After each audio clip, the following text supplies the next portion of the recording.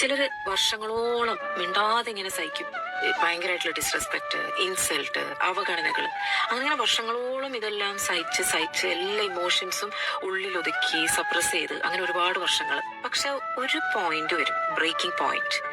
ഇനി സഹിക്കില്ല എന്ന് അവരങ്ങ് തീരുമാനിക്കും. അല്ലെങ്കിൽ അവനവന് വേണ്ടി സ്റ്റാൻഡപ്പ് ചെയ്യണം എന്നുള്ളൊരു ഉറച്ച തീരുമാനം എടുത്തു തുടങ്ങും.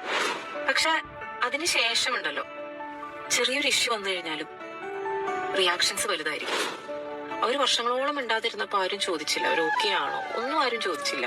പിന്നീട് അവർ സംസാരിക്കാൻ തുടങ്ങിയപ്പോ അത് എല്ലാവർക്കും ഭയങ്കര പ്രശ്നമായി തുടങ്ങി. അപ്പൊ ചുറ്റുള്ള എല്ലാ ആൾക്കാരും മട്ടം കൂടി നിന്ന് ചോദിക്കും, ഇവൾക്കെന്താ ഭ്രാന്താണോ, ചെറിയ കാര്യത്തിനൊക്കെ ഇത്ര വലിയ റിയാക്ഷൻസ് തന്ന് എന്തിനാ ഇത്ര വലിയ ഡ്രാമ, നീ ഓവർ റിയാക്ട് ചെയ്യാണ് എന്നുള്ള രീതിയിൽ എല്ലാവരും കുറ്റപ്പെടുത്തും.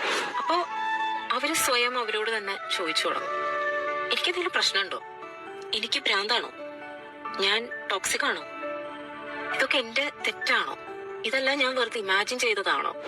ഇങ്ങനൊരു അനുഭവം നിങ്ങൾക്കുണ്ടോ?